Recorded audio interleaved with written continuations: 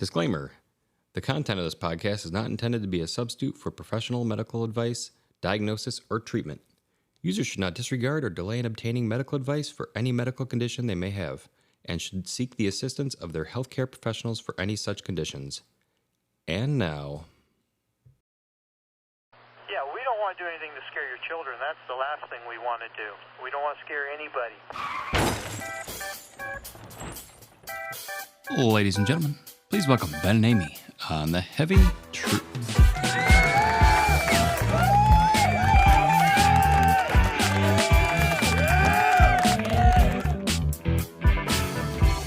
Hi, welcome in, welcome back. I'm Ben. Hello, I'm Amy.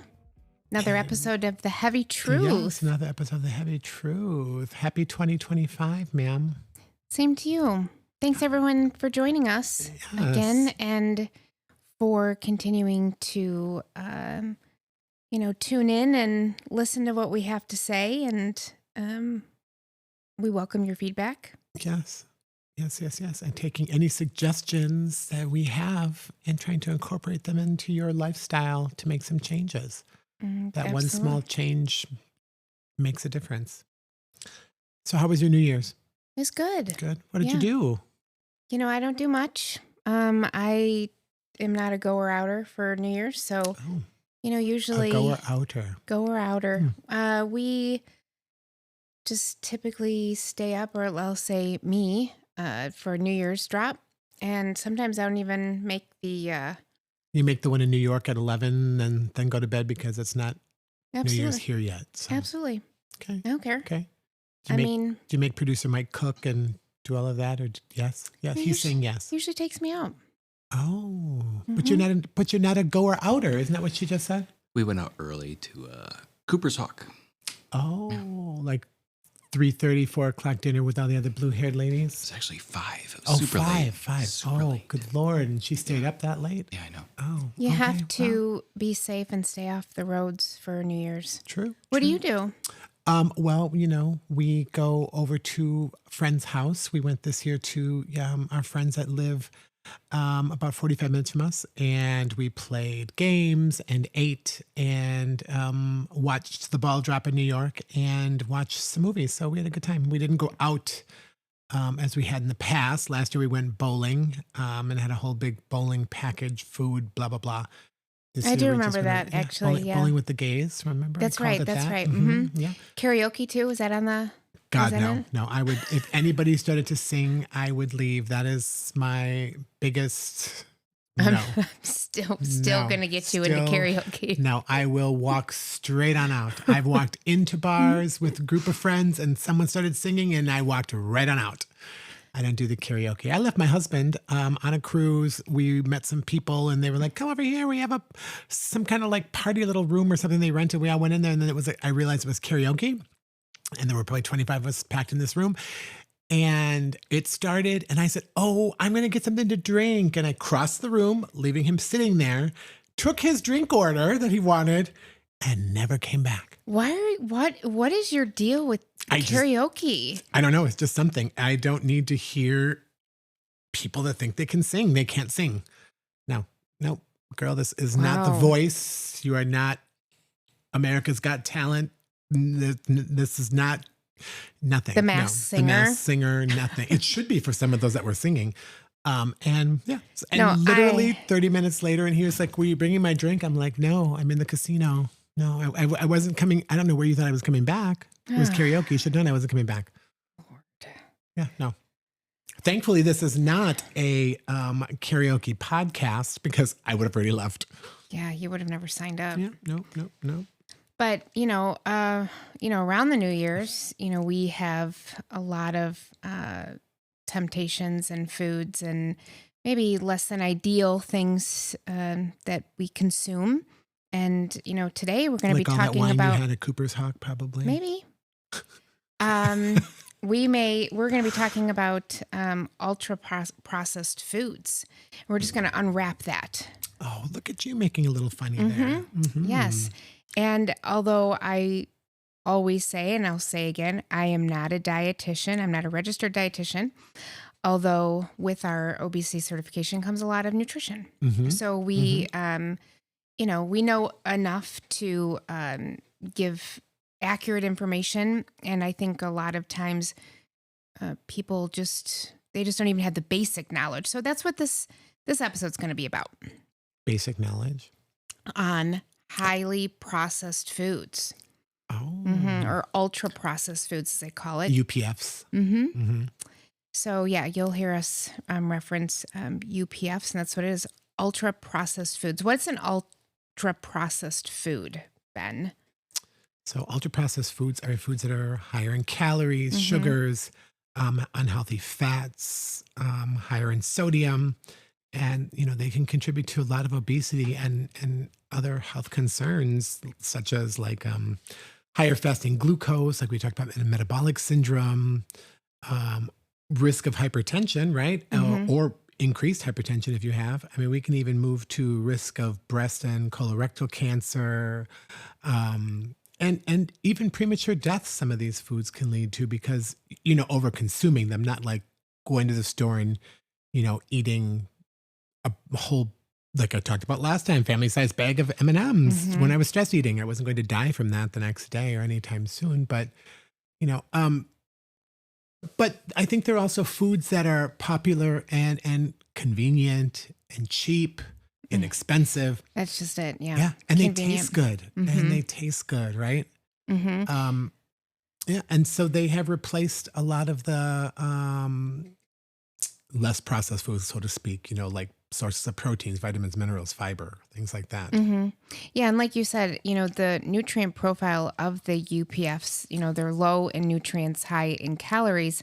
So there's a lot of empty calories. They're calorie dense, but they're poor nutrition. Like you said, they contain a lot of sugars, unhealthy fats, so like the trans fats, refried beans. Refried beans.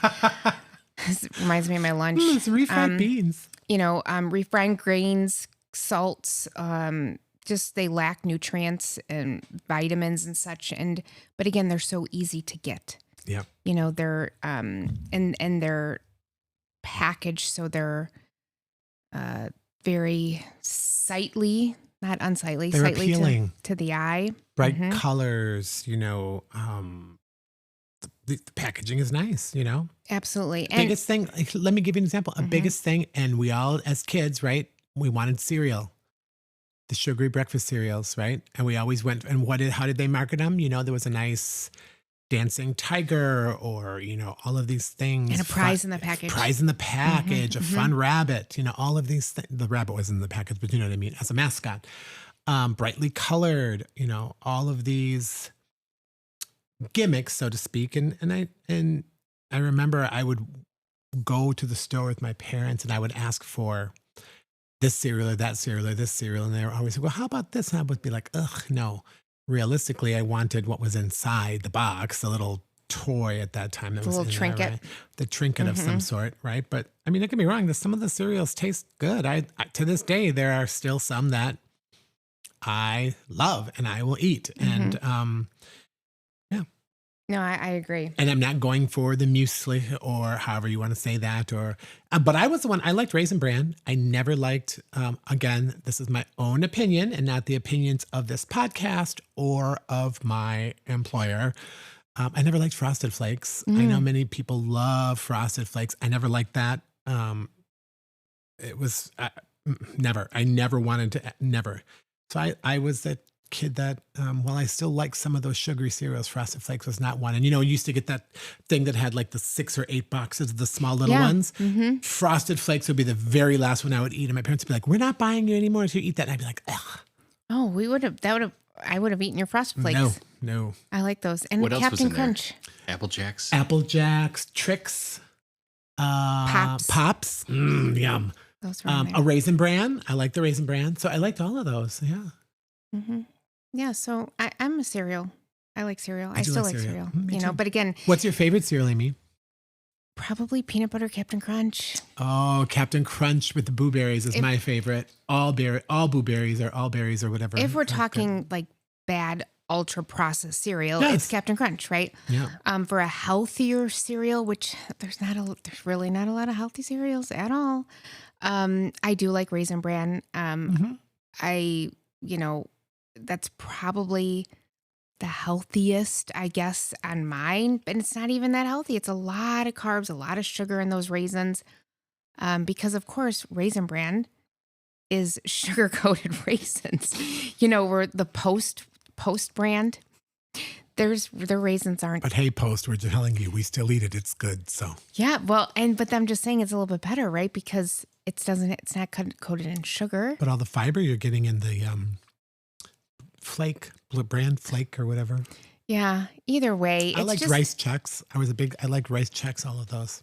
Right, which that's nothing. I mean, that's not going to hold you make you feel full at all, At that time when I ate 2 bowls of it made me full. Now not, because I don't need 2 bowls of it. But anyway, that was just, that was thinking back, how the gimmicks, right? It's the cereal aisle, right? You go there and it's 10,000 kinds of cereal. Well, we say it's, it gives you low satiety and which leads to overconsumption. So again, your 2 bowls, because you're not full, so you're going to eat more, and then there's no fiber in there, and so then you're hungry right away again.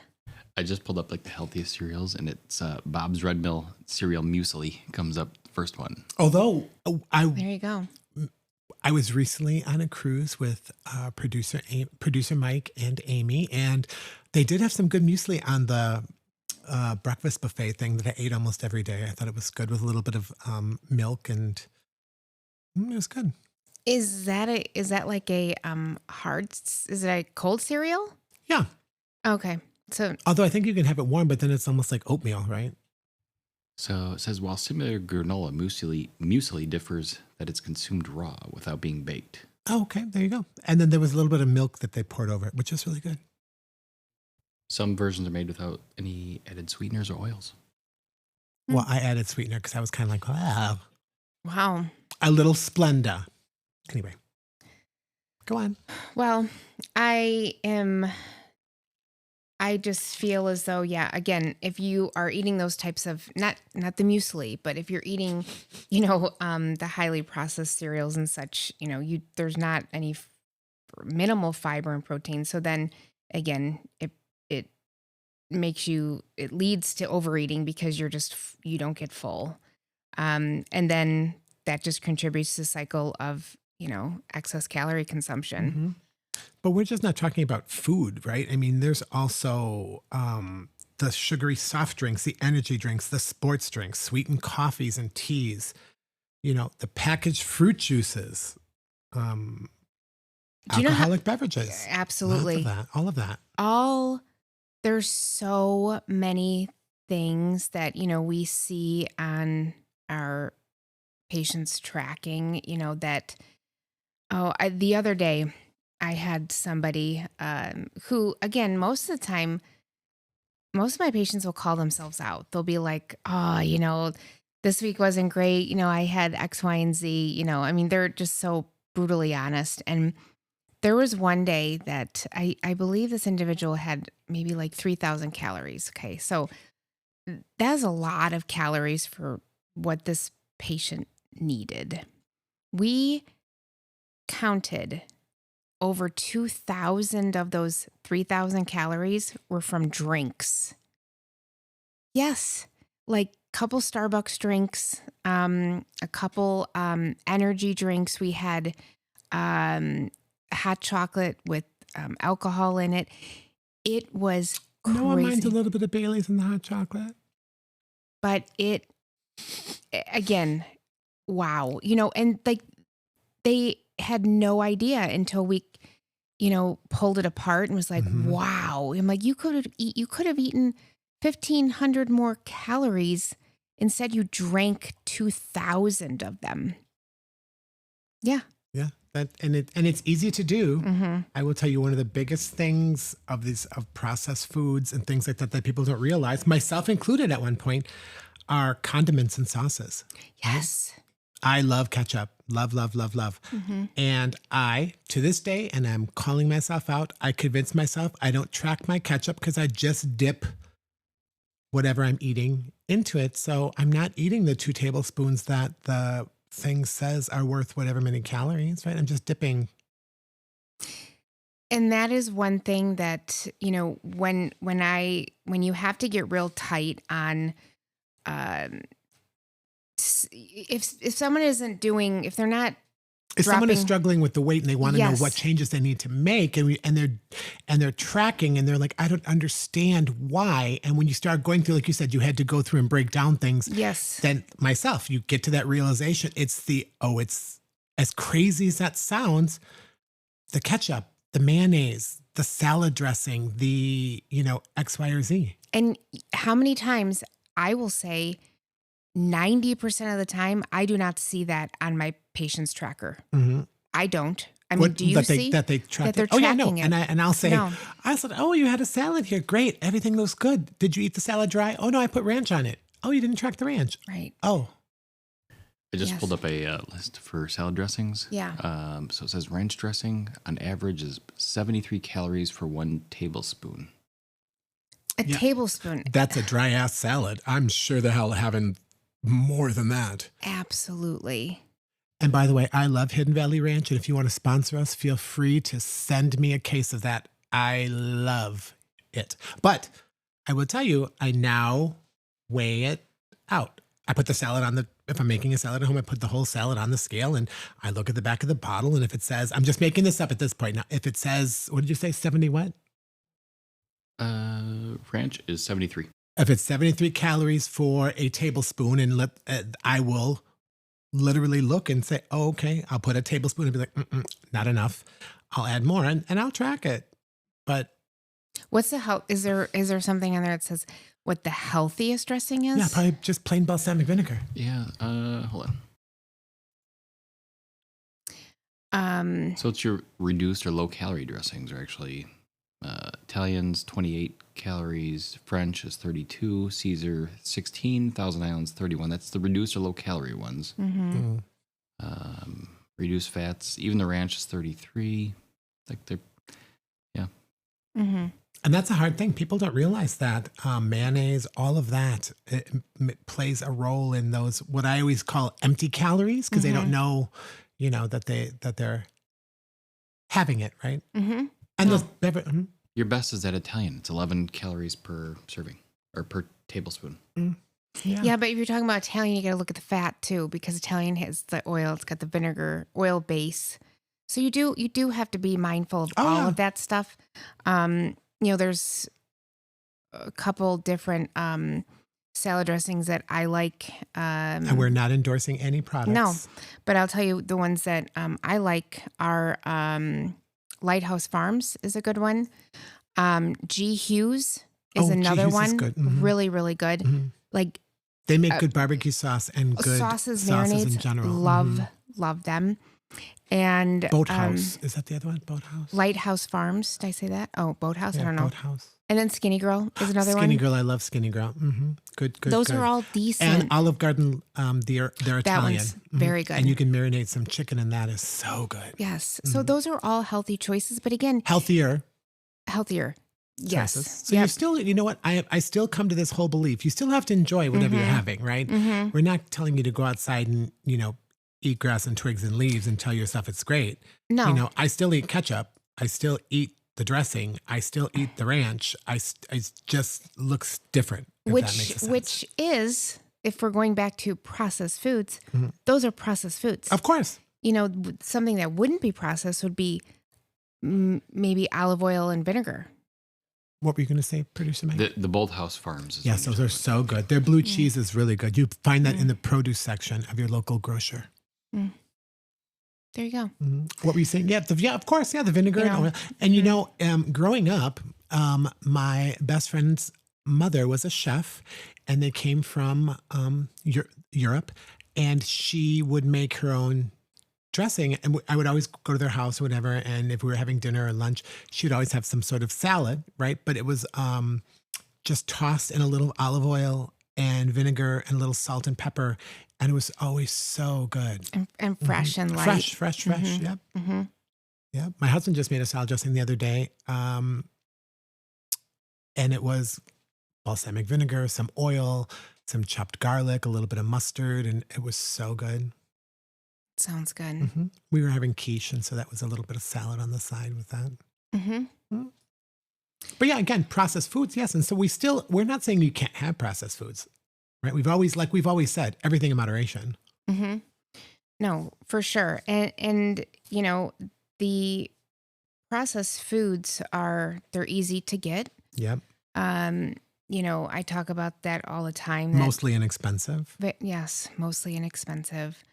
So they're attainable. They're cheap. They're often things that we may find at food pantries or discount stores, Dollar Trees, and things like that. Because as we came through the holidays, I read somewhere, many places will have donations, right, where you drop stuff off for that they'll then send to food shelters or pantries and things like that, and what they're asking for.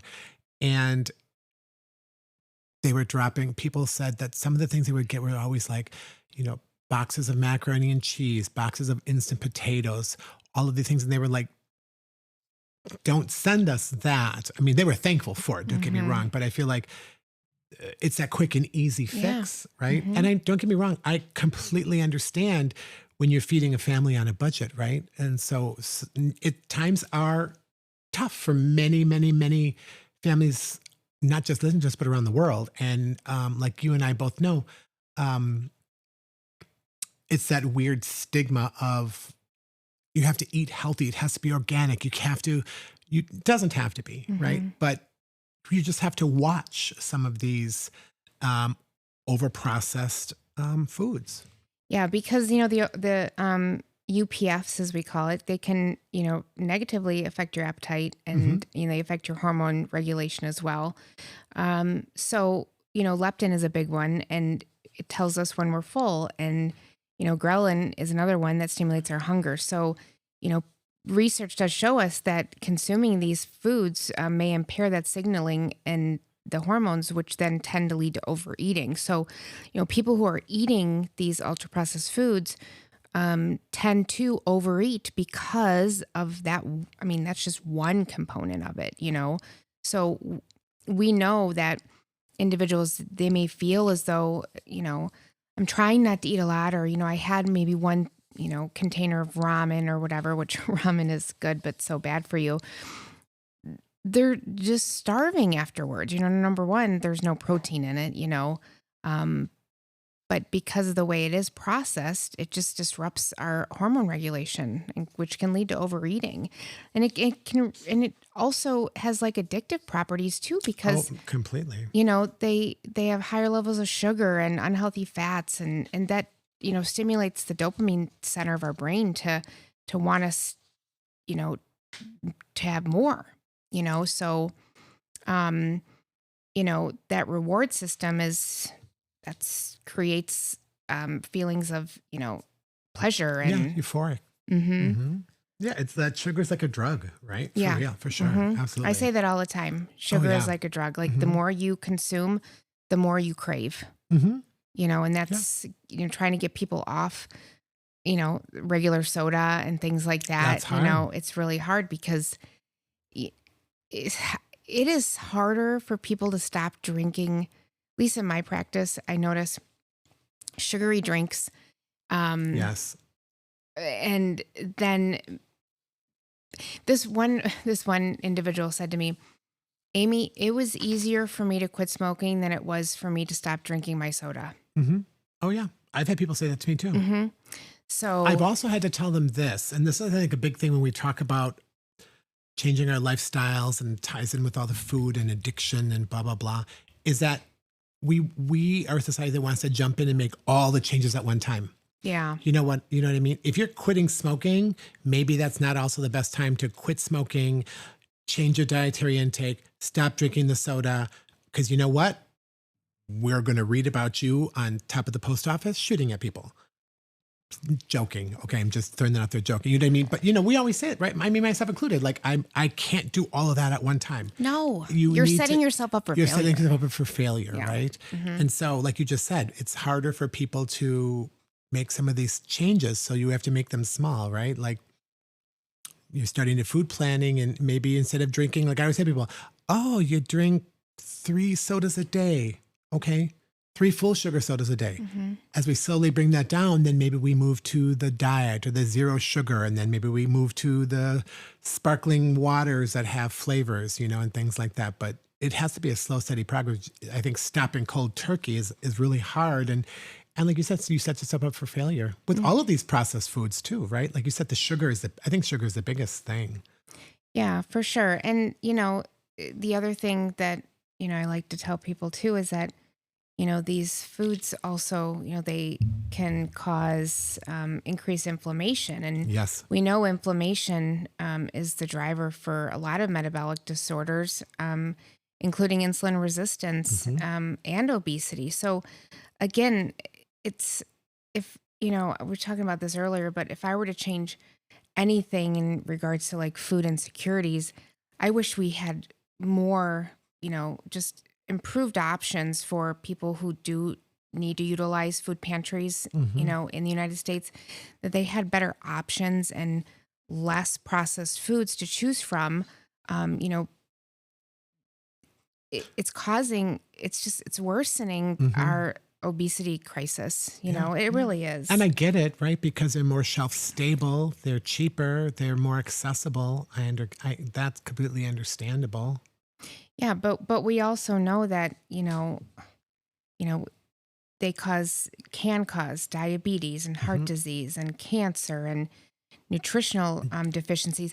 How many people have nutritional deficiencies that come in to see me initially is crazy. And it's Yeah. crazy how they're never tested for any of these deficiencies and they're never treated for them from other providers. And, I know you have to hone in on, things that are in front of you and that are the most pressing.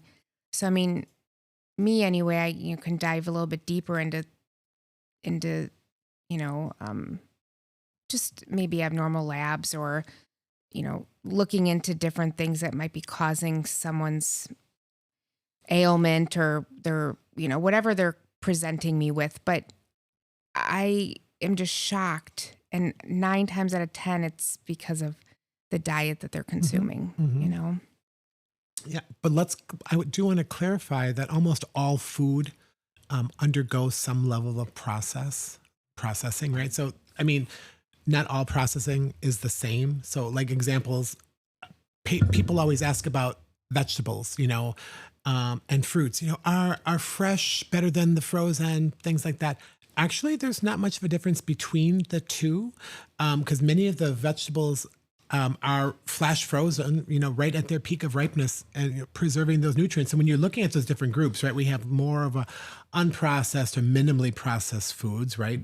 The fruits, vegetables, some meats, right? Milk, eggs, things like that.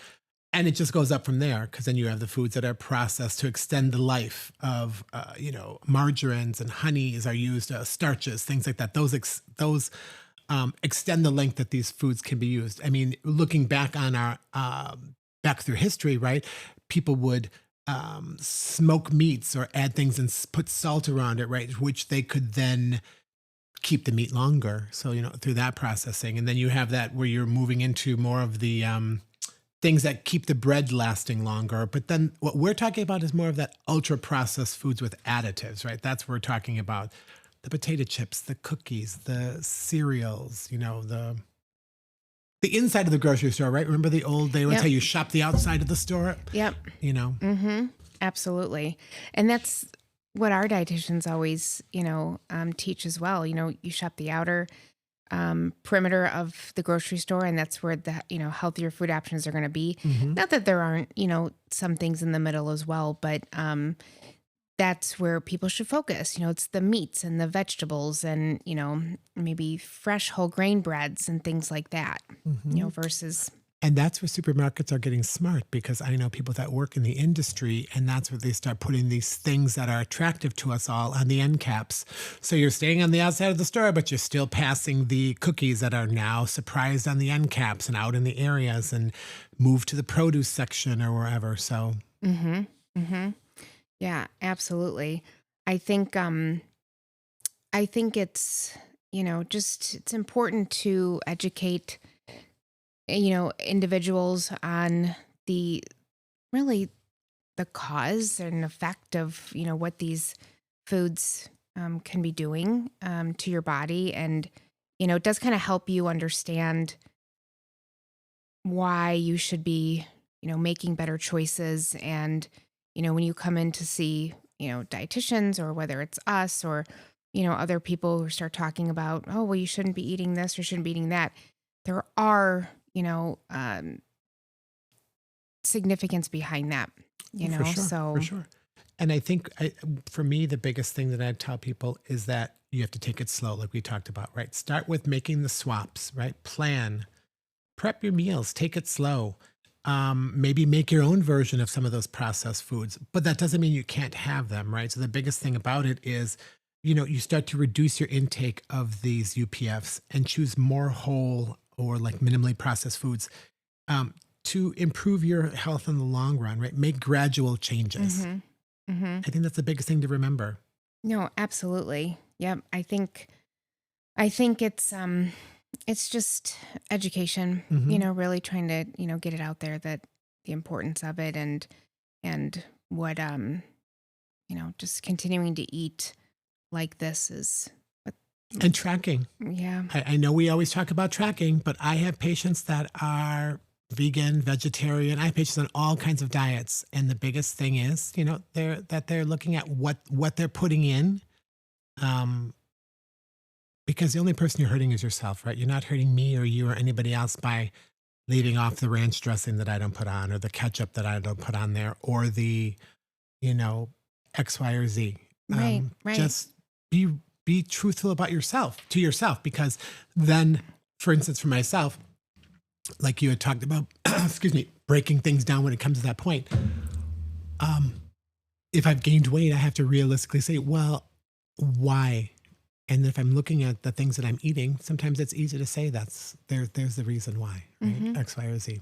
And so. Really, and, just starting early, and then, if you have children, then it's leading by example, because they're going to see you eating better, as well. So, again, super important, to make sure that there's early intervention to promote that, healthy eating. So, just reducing. A really good website that I have sent people to and I have used for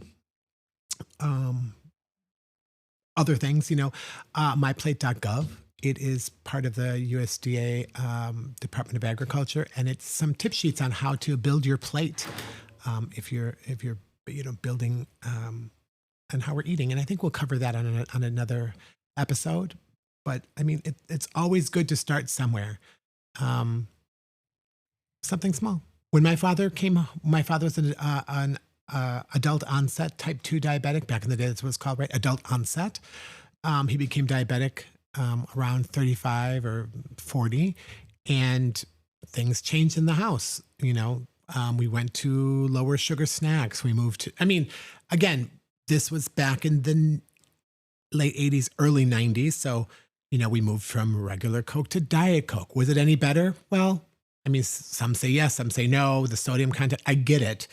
But calories were lower, sugar was lower. And it was just all that slow switch to things, from white breads to whole grains and things like that. And that's what we talk about when we say, you're making the choices. We don't expect that you're going to go home and throw everything in your cupboard away and suddenly grocery shop and have, everything organic and make your own dressing tomorrow.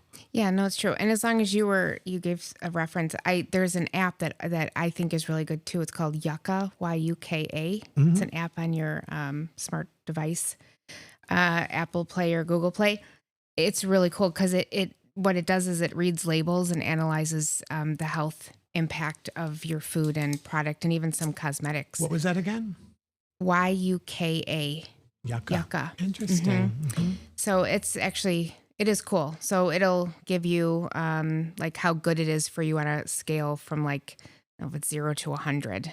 So look it up. Are you making that scale up, or is just no? That's what it is. Yeah. Just wondering. Yeah. So it's just another way to educate yourself. Yeah, I think the biggest Check thing. it out. All right. Well, on that note, thanks all for joining in, and please let us know if you have any questions or Yes. concerns. Please follow us on all of the social medias And podcasts. and podcasts and Streamings. We're there. Always, again, always here for appreciate- you. Hoping that we make you laugh, smile, can help your day be a bit brighter. and appreciate your support. Yes. Thank you. Here's to a happy and healthy 2025 Happy and healthy 2025 from The Heavy Truth. from The Heavy Truth.